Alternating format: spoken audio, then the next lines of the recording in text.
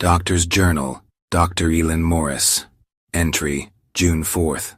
Sometimes the silence in a psychiatric ward is more terrifying than the screaming. They called me in early this morning. Patient, Paula Gray, age 27. Emergency admission following a severe episode. Disorganized behavior, self-harm attempt, fragmented speech with strong elements of body dissociation. She claimed the harm wasn't her doing. Someone else was tired of holding back. When I entered her room, she sat upright on the bed, hands neatly folded. Still. Too still. Then she turned toward me, slow, measured, and I had to look away, not from fear, something deeper. "Good morning, Paula. I'm Dr. Morris. I'll be working with you." No answer, just silence. Too long. Then suddenly, "I'm not me. There's someone else, living here." She's very good at pretending. Her speech was fluid, logical, lucid, no delusions, no hallucinations, and that made it worse. "How long have you felt this way?" I asked. "Since I was 10. At first it felt like someone else breathing for me. Then..." She started talking, in my voice, only better, more convincing. I asked if this someone had a name. "No, but she has a look. When she looks at you, you know she's the real one, and I'm the copy." There was no drama in her tone, no flair, only exhausted certainty. I ended the session earlier than I should have, not because of her, because of me. I caught myself mirroring her expression. My tone softened, my posture shifted, like hers. As I turned to leave, she whispered, "Doctor, she'll try with you too. She likes the ones who listen." I turned back. She looked blank, as if no one had spoken. Case note: overlapping signs of dissociation and schizoaffective presentation. Possible trauma history. Recommend close observation. Physician experiencing mild empathic transference. Self-monitoring required. Physician's Journal, Dr. Elin Morris. Entry, June 20th. This morning, Paula was different, not in symptoms, in presence. She stood as I entered. Her eyes held mine, steady and almost amused. She spoke before I did. "You came, how sweet." No fragility, no anxiety, no cracks in her voice, just control. Her chart showed no sedatives or medication changes, no explanation for this shift. "Good morning, Paula. How are you feeling?" "Nothing. She's asleep." There it was again, that subtle shiver between fiction and diagnosis. Not a symptom, a presence. "Who's asleep?" I asked. "The one who cries, the one who clings to I just play her part. Makes things easier for you." "Why do you play her?" "Because you wouldn't believe me anyway." She tilted her head, as if listening to distant music. Then, "You know what happens before she comes back? There's a click. Inside. Like you're being switched. It doesn't hurt. You just disappear. And she speaks in your voice. 'You're tired. Rest. I'll handle this better.' She does handle it better. Polite, clean, convincing. But in the morning there are bruises, text messages, voicemails, smells of alcohol. I don't know who she sees when she looks in the mirror, but it's not me." Tears rolled silently down her cheek. "Please, if I disappear again, tell her to bring me back. I just want to exist." Case note: behavior, stable in structure, unstable in effect. Possible trauma-rooted identity fragmentation. Signs point to early abuse. Begin background investigation. Unusual dynamic forming. Paula reverses roles, no longer subject, but participant. Perhaps, observer. Physician's Journal, Dr. Elin Morris. Entry, June 29th. Sometimes it's not the patient who's changing, it's the narrative. I reread my own notes. They don't feel clinical anymore, they feel rehearsed. New finding, archived medical file. Paula Archer, 2017. Admission, dissociative episode after acute stress. Police report, She said she wasn't in her body, that someone else was doing everything. Weeks after discharge, DUI incident, she told officers, I was at home, then, darkness, blood alcohol, elevated. No physical trauma. Today I broke protocol. Paula, who are you? She paused. What's left after the others are done playing? I don't have ID, just eyes. And who is she? Her name is Ida. She's not evil. Just better. The version people like. She never gets left, never gets hurt. And you? I'm the part that remembers, the bruises, the silence, the begging. She lowered her head. Sometimes she protects me, other times, punishes. But I no longer know whose hands these are. Mine or hers. Clinical note. Patient voluntarily names Ida. Symbolic representation of alter personality. Speech coherent. Affect congruent. No observed psychosis. Evidence supports chronic dissociative identity disorder, DID, or complex PTSD with disintegration. Physician's Journal, Dr. Elin Morris. Entry dated July 10th. Psychiatric Ward, Building B. I arrived for the session earlier than usual, but it wasn't just about the time. Today, she was sitting differently, upright, shoulders back, hands clasped on her lap, not curled inward like usual, not biting her nails. Good morning, Paula, I said. She didn't respond. She simply looked up, calm, direct, and for a moment, I felt observed, not as a doctor, as a subject. I'd like to clarify something, she said. I know she's been telling you things about me. Everything she says, it's dramatization. I'm stable. I can be discharged. I should be discharged, I asked gently. Who are you right now? She glanced aside.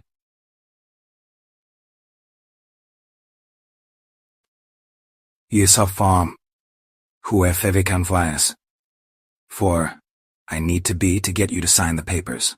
Observation, speech fluid, cognition intact, no visible delusions, tone, measured, not manic, possible emergence of secondary identity structure. I continued probing. Paula says, Ida protects her. Who are you now? A pause. She narrowed her eyes slightly. Maybe I am Ida. Maybe I'm not. Maybe that's none of your concern. In that moment something shifted, like a mimicry, of emotional, posture, vocal pacing, micro-expressions. She wasn't responding. She was testing. Back in my office I found an unmarked folder. Inside, one printed email. Sender, unknown. Subject, she's not lying. You can't help her if you only believe her. Check the recording from June 4th, not the audio, the video. You'll understand. Only 2 staffers have access to my office. No one confessed to leaving it. I reviewed the footage. June 4th, standard intake. Paula sat quietly for most of it. Nervous, yes, but lucid. But at the end, after I left the frame, she looked directly at the camera and held that gaze. Then, she smiled. Not a passive smile, a knowing one. Predatory, composed, not Paula's. Conclusion, the patient had no way of knowing the hidden camera's location. Tomorrow's session may reveal whether this was calculated or involuntary. If Paula isn't alone in her mind, then which one is real? Physician's Journal, Dr. Elin Morris. Entry dated July 15th. Psychiatric Ward, Building B. The door was ajar when I arrived. Inside, the light was dimmed, the window covered, paper taped from within. Patients often do this, a defense against imagined surveillance. But this wasn't paper to hide. It was drawn on, not doodles, schematics, lines, arrows, shapes. I stepped inside. Paula sat curled on the bed, not asleep, not catatonic, just inside herself. I received a message, I said. Someone left it for me. It claims you're telling the truth. But truth isn't always obvious, Paula. She flinched, then slowly, as if pulling herself back through layers, she looked up. I'm not always alone. Sometimes I just observe. Sometimes I can't get back into my body. It feels foreign. Clinical note: no overt signs of psychosis. Speech fragmented yet reality adjacent. Paula, you said someone else lives with you. Do you know who? A long silence, then a whisper. She's not from thin air, not from imagination. She's from home, from the past. We were together before I disappeared. Later that day, I requested records from St. Mary's Home for Children, where Paula resided from ages 7 to 12. Among routine files, one incident report stood out. Date: August 11, 2004. Patient, PL, age 10. Incident: found screaming in the laundry room. Statements made: someone else is in the body. Ida wants to stay forever. Staff logged it as early onset schizophrenia, but what caught my eye? The name. Ida. This wasn't new. It wasn't fiction. It had been written down 20 years ago. Journal entry. July 20th. Late. On my way back to the ward, I passed a new orderly. Young, clean uniform, quiet. He nodded at me and smiled. It was the same smile from the video. I turned. He was already gone. What if Ida isn't a name, but a function, a defense model, an internal protector, not mystical, but psychologically embodied? Tomorrow, I'll request formal approval for hypnotherapy. We need to find the origin, and maybe set her free. Someone remains, even when Paula disappears. Physician's Journal, Dr. Elin Morris.